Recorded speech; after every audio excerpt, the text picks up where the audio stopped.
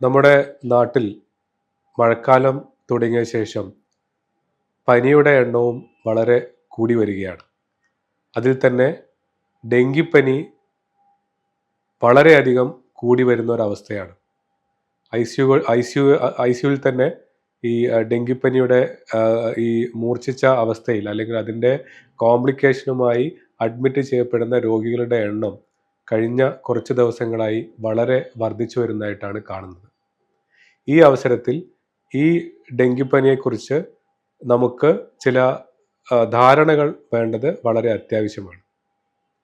ഒന്നാമതായി ഇത് ഒരു വൈറസ് രോഗമാണ്. ഡെങ്കു വൈറസ് കൊണ്ടാണ് ഈ രോഗമുണ്ടാകുന്നത്. അത് ഒരു 4 തരത്തിലുള്ള ഡെങ്കി വൈറസുകളുണ്ട്. അതേപോലെ തന്നെ ഇത് ഒരു കൊതുകുജന്യ രോഗമാണ്. കൊതുക് കടിയിലൂടെ മാത്രമേ ഈ രോഗം നമ്മുടെ ശരീരത്തിലേക്ക് വരികയുള്ളൂ. ഈ എയ്ഡസ് വിഭാഗത്തിൽപ്പെട്ട കൊതുകുകളാണ് സാധാരണ ഈ രോഗം പരത്തുന്നത്. ഇത് അധികവും നമ്മളെ ഈ പകൽ സമയത്തൊക്കെയാണ് ഈ കൊതുക് കടിക്കുക. ഈ കൊതുക് കടിച്ചിട്ട് നമ്മളെ ഈ വൈറസ് നമ്മുടെ ശരീരത്തിലേക്ക് വന്നു കഴിഞ്ഞാൽ ഏകദേശം ഒരു 2 മുതൽ 7 ദിവസത്തിൻ്റെ ഇടയിലുള്ള സമയത്താണ് ഈ രോഗികൾ ഈ രോഗലക്ഷണം പ്രകടിപ്പിക്കാൻ തുടങ്ങുന്നത്. സാധാരണ രീതിയിൽ ഉള്ള പനികൾക്കൊക്കെ കാണുന്ന പോലെ തന്നെ പനി, ശക്തമായ ശരീരവേദന, തലവേദന, അതേപോലെ തന്നെ ഈ കണ്ണിൻ്റെ ഉള്ളിലേക്കുള്ള വേദന, ഇതൊക്കെയാണ് ആദ്യ സമയത്ത് കാണുന്ന രോഗലക്ഷണങ്ങൾ.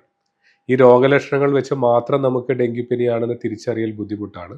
എന്നാലും ഇപ്പോഴത്തെ ഒരു സാഹചര്യത്തിൽ ഇത്തരം രോഗലക്ഷണങ്ങൾ വരികയാണെങ്കിൽ അത് ഡെങ്കിപ്പനിയാണോ എന്ന് തീർച്ചയായിട്ടും ടെസ്റ്റ് ചെയ്യേണ്ടതാണ്. ഈ പനി വന്ന് കഴിഞ്ഞ ശേഷം നമ്മൾ ശ്രദ്ധിക്കേണ്ടത് ചില പ്രത്യേക രോഗലക്ഷണങ്ങൾ പ്രകടിപ്പിക്കുമ്പോഴാണ്. നമ്മളതിനെ ഈ വാർണിംഗ് സൈൻസ് എന്ന് പറയും. നമ്മളിതിൻ്റെ ഈ അപകട സൂചകങ്ങൾ എന്ന് പറയാം. പ്രധാനമായും നമുക്ക് ഈ പനി വന്ന ശേഷം ഭക്ഷണം കഴിക്കാൻ പറ്റാത്ത ആ രീതിയിൽ ഇടയ്ക്കിടയ്ക്ക് ഛർദി വരിക.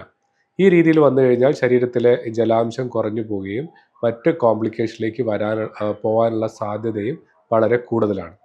മറ്റൊരു കാര്യം നമ്മുടെ ശക്തമായ രീതിയിലുള്ള വയറുവേദന വരിക, ദേഹത്ത് എവിടെയെങ്കിലും ബ്ലീഡിങ് പോലെ വരിക, അതേപോലെ തന്നെ ഈ ഓർമ്മയിൽ എന്തെങ്കിലും വ്യത്യാസമോ നമ്മളെ ഈ സ്വഭാവത്തിന് എന്തെങ്കിലും വ്യത്യാസം, തലച്ചോറിനെ ബാധിക്കുന്ന രീതിയിലുള്ള വ്യത്യാസങ്ങൾ വരിക, നമ്മുടെ ഈ രക്തസമ്മർദ്ദം കുറഞ്ഞു പോവുക, BP കുറയുക, അതേപോലെ തന്നെ ശരീരത്തിൻ്റെ ഈ ലങ്സിൻ്റെ ഉള്ളിലേക്കോ വയറിൻ്റെ ഭാഗത്തേക്കോ ഒക്കെ നീര് കൂടുതലായിട്ട് വരിക. ഇത്തരം രോഗലക്ഷണങ്ങൾ കാണുകയാണെങ്കിൽ ഉടനടി തന്നെ നമ്മൾ വൈദ്യസഹായം തേടുകയും ഹോസ്പിറ്റലിൽ അഡ്മിറ്റ് ചെയ്ത് വേണ്ട ചികിത്സ തേടുകയും ചെയ്യണം. നമുക്കറിയാം, ഈ ഡെങ്കിപ്പനി വരുമ്പോൾ നമുക്ക് പ്രധാനമായിട്ടും വരുന്ന ഒരു ബുദ്ധിമുട്ട് നമ്മുടെ ശരീരത്തിലെ പ്ലേറ്റഡ് അളവ് കുറഞ്ഞു പോവുക. നമ്മുടെ ഈ രക്താണുക്കളുടെ എണ്ണത്തിൽ തന്നെ ഈ രക്തം കട്ട പിടിപ്പിക്കുന്ന തരത്തിലുള്ള അണുക്കളെയാണ് നമ്മൾ സാധാരണ പ്ലേറ്റ്ലെറ്റ് എന്ന് പറയുക. ഈ പ്ലേറ്റ്ലെറ്റിൻ്റെ അളവ് ഈ ക്രമാതീതമായി കുറഞ്ഞു പോകുക എന്നുള്ളതാണ് ഇതിനകത്ത് സംഭവിക്കുന്ന ഒരു പ്രധാന കോംപ്ലിക്കേഷൻ. നമ്മളതിനെ ഹെമറാജിക് ഫീവർ എന്ന് പറയും. പനിയുടെ ഭാഗമായിട്ട് ഈ പ്ലേറ്റ്ലെറ്റ് കൗണ്ട് കുറഞ്ഞു പോകുന്ന അവസ്ഥ, അല്ലെങ്കിൽ ത്രോംബോസൈറ്റോപീനിയ എന്ന് പറയും. അതിൻ്റെ മുമ്പേ ഈ രോഗലക്ഷണങ്ങൾ വന്നു കഴിഞ്ഞാൽ നമുക്ക് എങ്ങനെ രോഗനിർണയം നടത്താം എന്നുള്ളതിനെ പറ്റി നോക്കാം. നമുക്ക് സാധാരണ രീതിയിൽ ഈ പനി വന്നു കഴിഞ്ഞ് ഏകദേശം ഒരു 3 മുതൽ 5 പനി തുടങ്ങിയത് മുതൽ ഏകദേശം ഒരു 5 ദിവസം വരെയാണ് ഈ ശരീരത്തിൽ വൈറസിൻ്റെ അളവ് കൂടുതലായിട്ടുണ്ടാവുക. ഈ ഒരു സമയത്തിനാണ് നമ്മൾ ഫെബ്രൈൽ ഫേസ് എന്ന് പറയുക. അതായത് നമുക്ക് ആദ്യ രോഗം തുടങ്ങിയ ശേഷം അത് പനി ശക്തമായി തുടരുന്നത്. അത് ചില ആൾക്കാർക്ക് 3 മുതൽ ഒരു 5 ദിവസം വരെ പനി ശക്തമായിട്ട് നിൽക്കും. ഈ സമയത്ത് നമ്മുടെ ശരീരത്തിൽ വൈറസിൻ്റെ അളവ് കൂടുതലായിരിക്കും. ആ സമയത്ത് നമ്മൾ കോവിഡിലൊക്കെ കാണുന്ന പോലെ തന്നെ ഒന്നുകിൽ ആൻറ്റിജൻ ടെസ്റ്റ് ചെയ്യുക, അല്ലെങ്കിൽ PCR ടെസ്റ്റ് ചെയ്യുക. അങ്ങനെയാണ് നമ്മൾ ഡെങ്കി സ്ഥിരീകരിക്കുന്നത്. നമ്മൾ വളരെ സാധാരണമായിട്ട് നമ്മൾ ഈ ഡെങ്കി NS1 എന്ന് പറയുന്ന ഒരു ആൻറ്റിജൻ ടെസ്റ്റാണ് നടത്തുന്നത്. അത് തന്നെ 2 രീതിയിൽ നടത്താം. കാർഡ് ടെസ്റ്റായിട്ട് നടത്താം, അതേപോലെ എലൈസ ടെസ്റ്റായിട്ട് നടത്താം. ഈ തുടക്കത്തിൽ തന്നെ നമ്മൾ പനിയുടെ തുടക്കത്തിൽ ഈ NS1 ടെസ്റ്റ് പോസിറ്റീവ് ആവുകയാണെങ്കിൽ നമുക്ക് ഇത് ഡെങ്കിപ്പനിയാണ് എന്നുള്ളത് സ്ഥിരീകരിക്കാം. പിന്നീട് കുറച്ച് ദിവസം കഴിയുന്ന സമയത്ത്, അതായത് പനി വിടുന്ന സമയത്താണ് നമ്മൾ സാധാരണ രീതിയിലേക്ക് പ്ലേറ്റ്ലെറ്റ് കൗണ്ട് കുറയുകയും മറ്റ് കോംപ്ലിക്കേഷനിലേക്ക് പോവുകയും ചെയ്യുക. സാധാരണ മറ്റെല്ലാ പനികളിലും അല്ലെങ്കിൽ ഒട്ടുമിക്ക പനികളിലും പനി വിടുന്നതോടു കൂടെ തന്നെ നമ്മൾ ഏകദേശം രോഗം മാറുന്ന ഒരു അവസ്ഥയിലേക്കാണ് പോവുക. പക്ഷെ ഡെങ്കിപ്പനിയുടെ കാര്യത്തിൽ ഈ തുടക്കത്തിലുള്ള പനിയുള്ള അവസ്ഥ അല്ലെങ്കിൽ ഫെബ്രൈൽ ഫേസ് കഴിഞ്ഞു കഴിഞ്ഞാലാണ് പിന്നീടുള്ള ഒരു ഗുരുതരാവസ്ഥയിലേക്ക് അല്ലെങ്കിൽ ഒരു ക്രിട്ടിക്കൽ ഫേസിലേക്ക് രോഗി പോകുന്നത്. അത് പനി കഴിഞ്ഞിട്ടുള്ള അടുത്ത 2-3 ദിവസങ്ങളിലാണ്. ഈ സമയത്താണ് നമ്മളെ ഈ വെളുത്ത രക്താണുക്കളുടെ എണ്ണം ആദ്യം വളരെ കുറയാൻ തുടങ്ങും. അതേപോലെ തന്നെ അതിന് ശേഷം വെളുത്ത രക്താണുക്കളുടെ അളവ് കുറയാൻ തുടങ്ങി ഏകദേശം ഒരു 24 മണിക്കൂർ കഴിയുന്നതനുസരിച്ചിട്ട് പിന്നെ പ്ലേറ്റ്ലെറ്റിൻ്റെ അളവ് കുറയാൻ തുടങ്ങും. അതിൻ്റെ കൂടെ അത് ലിവറിനെ ബാധിക്കുന്ന രീതിയിലേക്ക് വരാം. അതേപോലെ ശരീരത്തിൽ ഈ ബ്ലീഡിങ് വരുന്ന പ്ലേറ്റ്ലെറ്റ് കൗണ്ട് കുറഞ്ഞതുകൊണ്ട് ബ്ലീഡിങ് വരാം. അതേപോലെ മറ്റ് അവയവങ്ങളൊക്കെ ബാധിക്കുന്ന രീതിയിലേക്ക് പോവാം. ഈ ഡെങ്കി ഇപ്പോൾ പ്രധാനമായും ചർച്ച ചെയ്യപ്പെടുന്നത് ഇതിനെ പല അവയവങ്ങളെയും ബാധിക്കുന്നത് കൊണ്ടാണ്. നമ്മളതിനെ എക്സ്പാൻഡഡ് ഡെങ്കി സിൻഡ്രോം എന്ന് പറയും. അത് തലച്ചോറിനെ ബാധിച്ചിട്ട് ഓർമ്മ വ്യത്യാസം വരാം, എൻസെഫലൈറ്റിസ് ഉണ്ടാക്കാം, അപസ്മാരം ഉണ്ടാക്കാം, ലങ്സിലേക്ക് ബ്ലീഡിങ് വരാം, അതല്ലെങ്കിൽ ശ്വാസതടസ്സം ഉണ്ടാക്കുന്ന രീതിയിലേക്ക് പോവാം, വയറിൻ്റെ ഉള്ളിലേക്ക് ബ്ലീഡിങ് വരാം, അതേപോലെ തന്നെ ഈ പാങ്ക്രിയാസ് ഗ്രന്ഥിക്ക് നീർക്കെട്ട് വരാം. അതേ രീതിയിൽ പല അവയവങ്ങളിലേക്കും ഇതിനെ ബാധിക്കാം. ഇനി നമ്മൾ തുടക്കത്തിൽ എന്താണ് ടെസ്റ്റ് ചെയ്യേണ്ടത്? നമ്മൾ 3 ദിവസത്തെ പനി മാറാതെ നിൽക്കുകയാണെങ്കിൽ നമ്മൾ ആദ്യം ടെസ്റ്റ് ഞാൻ നേരത്തെ പറഞ്ഞ പോലെ രോഗസ്ഥിരീകരണം നടത്താൻ വേണ്ടി ഈ NS1 എന്ന് പറയുന്ന ടെസ്റ്റാണ് നടത്തുക. അതിൻ്റെ കൂടെ തന്നെ നമ്മൾ CBC എന്ന് പറഞ്ഞൊരു ടെസ്റ്റാണ് ചെയ്യുക. അതിനെ കംപ്ലീറ്റ് ബ്ലഡ് സെൽ കൗണ്ട് എന്ന് പറയും. അപ്പോൾ ഇതിനകത്ത് നമ്മൾ സാധാരണ രീതിയിൽ ഈ ഞാൻ നേരത്തെ പറഞ്ഞ പോലെ വെളുത്ത രക്താണുക്കൾ അല്ലെങ്കിൽ വൈറ്റ് സെൽസിൻ്റെ അളവ് കുറയാനാണ് ആദ്യം തുടങ്ങുക. അതിനുശേഷമാണ് പിന്നീട് ഈ പ്ലേറ്റ്ലെറ്റ് എന്ന് പറയുന്ന അളവ് കുറയുന്നത്. പ്ലേറ്റ്ലെറ്റിൻ്റെ അളവ് സാധാരണ രീതിയിൽ ഒരു 1.5 ലക്ഷത്തിൻ്റെ മുകളിലായിട്ടാണ് ഉണ്ടാവുക. അത് 1.5 ലക്ഷത്തിൻ്റെ താഴെ 1 ലക്ഷത്തിൻ്റെ താഴെയൊക്കെ ആയിട്ട് കുറയുമ്പോഴാണ് നമ്മളതിനെ പ്ലേറ്റ്ലെറ്റ് കൗണ്ട് കുറയാൻ തുടങ്ങി എന്നുള്ളത് മനസ്സിലാക്കുക. ഈ സമയത്ത് നമ്മൾ അങ്ങനെ ഒരു പ്ലേറ്റ്ലെറ്റ് കൗണ്ട് കുറയാൻ തുടങ്ങിക്കഴിഞ്ഞാൽ പിന്നീട് നമ്മളത് 1-2 ദിവസം ഇടവിട്ടിട്ട് ഈ CBC എന്ന് പറഞ്ഞ ടെസ്റ്റ് ചെയ്യുകയും കൗണ്ട് കുറയുകയും ചെയ്യുന്നുണ്ടോ എന്നുള്ളത് നമ്മൾ നോക്കേണ്ടത് അത്യാവശ്യമാണ്. അതേപോലെ തന്നെ ഇത് ലിവറിനെ ബാധിക്കുക എന്നുള്ളതാണ്, അല്ലെങ്കിൽ നമ്മുടെ കരളിനെ ബാധിക്കുക എന്നുള്ളതാണ് മറ്റൊരു ബുദ്ധിമുട്ട്. ഈ സമയത്ത് നമ്മൾ ടെസ്റ്റ് ചെയ്ത് കഴിഞ്ഞാൽ SGOT, SGPT എന്ന് പറഞ്ഞ ലിവറിനകത്തുള്ള എൻസൈംസ് കൂടുന്നതായിട്ട് കാണും. ഈ SGOT, SGPTയും സാധാരണ രീതിയിൽ ഒരു 40-50 റേഞ്ചിലുള്ളത് ഒരു 100ൻ്റെ മുകളിലേക്കൊക്കെ വരാൻ തുടങ്ങിക്കഴിഞ്ഞാൽ ഈ അസുഖം ലിവറിനെയും ബാധിക്കുന്നതിൻ്റെ സൂചനകളാണ്. ഇത് വലിയ അളവിലേക്ക് കൂടുമ്പോഴാണ് അത് ലിവറിനെ ഗണ്യമായ പ്രവർത്തനത്തിലൊക്കെ വ്യത്യാസം വരുത്തുന്നത്. ഇനി പ്ലേറ്റ്ലെറ്റ് അളവ് കുറയുമ്പോൾ നമ്മൾ എന്താണ് ചെയ്യേണ്ടത്, അല്ലെങ്കിൽ ഏത് രീതിയിലുള്ള ചികിത്സയാണ് കൊടുക്കുക? ഇതാണ് നമുക്ക് കൃത്യമായ ധാരണ വേണ്ട മറ്റൊരു ഭാഗം. നമുക്കറിയാം പലരും പല രീതിയിലുള്ള ഈ ഭക്ഷണക്രമങ്ങളും പപ്പായയുടെ ഇല, അല്ലെങ്കിൽ ഏതെങ്കിലും കിവി ഫ്രൂട്ട്, അങ്ങനെ പല രീതിയിലുള്ള വീഡിയോകളും നിങ്ങൾ കണ്ടിട്ടുണ്ടാകും. ഈ രീതിയിലുള്ള ഭക്ഷണം കഴിച്ചു കഴിഞ്ഞാൽ പ്ലേറ്റ്ലെറ്റ് കൂടും എന്നുള്ളത്. ഇതിനൊന്നും കൃത്യമായ രീതിയിലുള്ള ശാസ്ത്രീയ അടിത്തറയില്ല. ഏതെങ്കിലും ഒരു ഭക്ഷണത്തിലൂടെ നമുക്ക് പ്ലേറ്റ്ലെറ്റ് കൗണ്ടിൻ്റെ അളവ് കൂട്ടാൻ പറ്റില്ല. നേരെ മറിച്ച് ഈ ശരീരത്തിലെ ജലാംശം കുറയാതെ സൂക്ഷിക്കുക എന്നുള്ളതാണ് ഇതിനുള്ള പ്രധാന ചികിത്സ. അതിന് നമ്മൾ ധാരാളമായിട്ട് വെള്ളം കുടിക്കുക. വെള്ളം കുടിച്ചിട്ടും നമുക്ക്, അല്ലെങ്കിൽ വെള്ളം കുടിക്കാൻ പറ്റുന്നില്ല, ഛർദിയൊക്കെ ആയിട്ട് വരുന്നതാണ്, ഇടയ്ക്കിടയ്ക്ക് ഛർദിക്കുന്നുണ്ട്, അങ്ങനെയൊക്കെ ആണെങ്കിൽ അത് ഹോസ്പിറ്റലിൽ അഡ്മിറ്റ് ചെയ്തിട്ട് നമ്മൾ അതേപോലെ ഡ്രിപ്പ് രൂപത്തിൽ നമുക്ക് ഈ IV ഫ്ലൂയിഡ് കയറ്റേണ്ടി വരും. നമുക്കറിയാം നമ്മൾ സാധാരണ ഈ ഡ്രിപ്പ് കയറ്റുക എന്നൊക്കെ പറയുന്ന രീതിയിൽ ഫ്ലൂയിഡ് നമുക്ക് ഈ നമ്മുടെ വെയിനിലൂടെ തന്നെ ശരീരത്തിലേക്ക് കൊടുത്ത് കൃത്യമായ രീതിയിലുള്ള ജലാംശം നിലനിർത്തേണ്ടി വരും. അതേപോലെ തന്നെ ഞാൻ നേരത്തെ പറഞ്ഞ CBC ടെസ്റ്റിൻ്റെ കൂടെ നമ്മൾ ശ്രദ്ധിക്കേണ്ടത്, സാധാരണ നമ്മൾ ഹീമോഗ്ലോബിൻ കുറയുന്നതിനെ പറ്റിയാണ് കേട്ടിട്ടുണ്ടാവുക. ഹീമോഗ്ലോബിൻ കുറയുമ്പോൾ നമ്മളതിനെ ഒരളവ് കുറയുന്നതിനാണ് നമ്മളതിനെ അനീമിയ എന്ന് പറയാം. ശരീരത്തിലെ രക്തത്തിൻ്റെ അളവ് കുറയുക.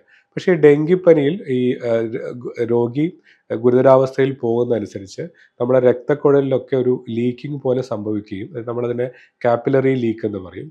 അതിൻ്റെ ഭാഗമായി രക്തം കൂടുതൽ കോൺസെൻട്രേറ്റഡ് ആവുകയും, അതിനെ ഹീമോ കോൺസെൻട്രേഷൻ എന്ന് പറയും, ഹീമോഗ്ലോബിൻ്റെ അളവ് കൂടുന്നതായിട്ടാണ് കാണുക.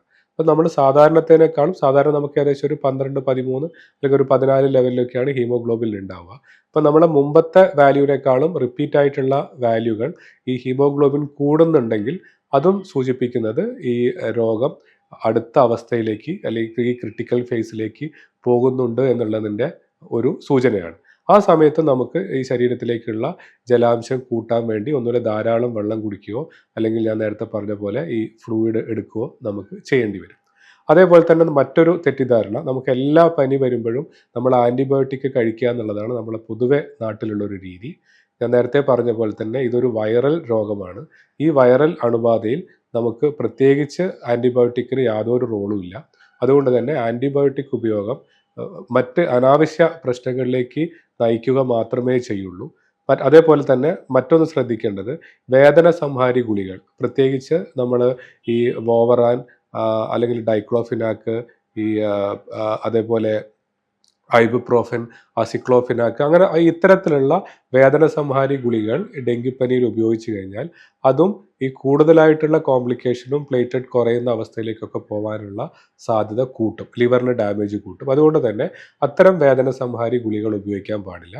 പനി ഉണ്ടെങ്കിലോ ദേഹത്ത് വേദന ഉണ്ടെങ്കിലോ പാരസിറ്റമോൾ ഉപയോഗിക്കുന്നതിൽ തെറ്റില്ല. നമുക്ക് സിംറ്റംസ് ഉണ്ടെങ്കിൽ അതനുസരിച്ച രീതിയിൽ ഡോക്ടറുടെ നിർദ്ദേശപ്രകാരം നമുക്ക് പാരസിറ്റമോൾ 4 നേരം വരെ ഉപയോഗിക്കാം. ഒരു മുതിർന്ന ആൾക്ക് ഏകദേശം 4 ഗ്രാം വരെ പാരസിറ്റമോൾ ഒരു ദിവസം നമുക്ക് സേഫായിട്ട് ഉപയോഗിക്കാൻ പറ്റും.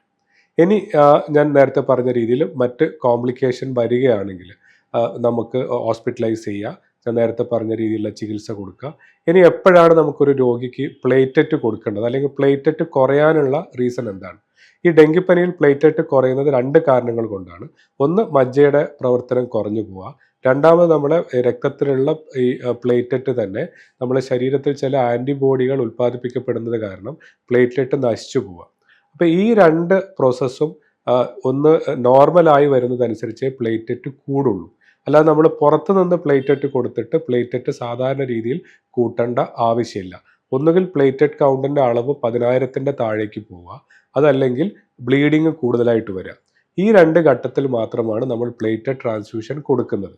അതേപോലെ തന്നെ നമ്മൾ പ്ലേറ്ററ്റ് ട്രാൻസ്ഫ്യൂഷൻ കൊടുത്തു കഴിഞ്ഞാലും നമ്മൾ പ്ലേറ്ററ്റ് കൗണ്ട് കൂടിക്കൊള്ളുന്നില്ല. കാരണം എന്താണെന്ന് വെച്ച് കഴിഞ്ഞാൽ, സാധാരണ പ്ലേറ്ററ്റ് കൊടുത്തു കഴിഞ്ഞാൽ ആ കൊടുക്കുന്ന പ്ലേറ്ററ്റിൻ്റെ ആയുസ് ഏകദേശം 8 മുതൽ 12 മണിക്കൂർ വരെ മാത്രമേ വരുള്ളൂ.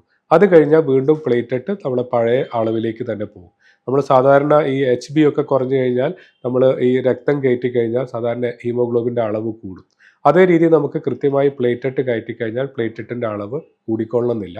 ഞാൻ നേരത്തെ പറഞ്ഞ രീതിയിൽ തന്നെ ഈ അസുഖത്തിൻ്റെ പ്രോസസ്സ് നോർമലാവുന്ന അനുസരിച്ചിട്ടേ ആ പ്ലേറ്ററ്റ് മെല്ലെ കൂടി വരുള്ളൂ.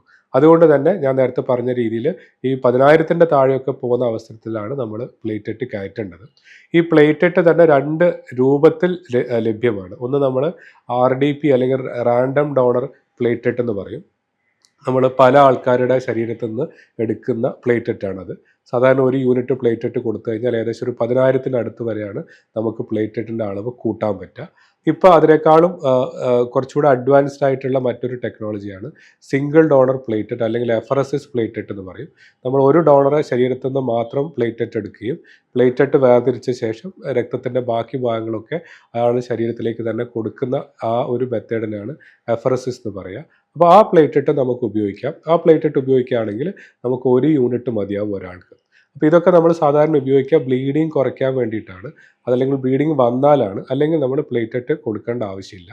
അതിൻ്റെ കൂടെ തന്നെ ഞാൻ നേരത്തെ പറഞ്ഞ പോലെ തന്നെ ഈ ബാക്കി ലിവറിൻ്റെ പ്രവർത്തനങ്ങളും വേറെ അവയവങ്ങൾക്ക് എന്തെങ്കിലും ബുദ്ധിമുട്ട് വരുന്നുണ്ടോ എന്നുള്ള കാര്യങ്ങളും കൃത്യമായ രീതിയിൽ തന്നെ നിരീക്ഷിക്കേണ്ടതും, ഇത്തരം രോഗങ്ങൾ ഈ ചികിത്സിച്ച് പരിചയമുള്ള ഡോക്ടറെ അടുത്ത് നിന്ന് തന്നെ നമ്മൾ കൃത്യമായ രീതിയിൽ തന്നെയുള്ള ചികിത്സ എടുക്കേണ്ടത് അത്യാവശ്യമാണ്.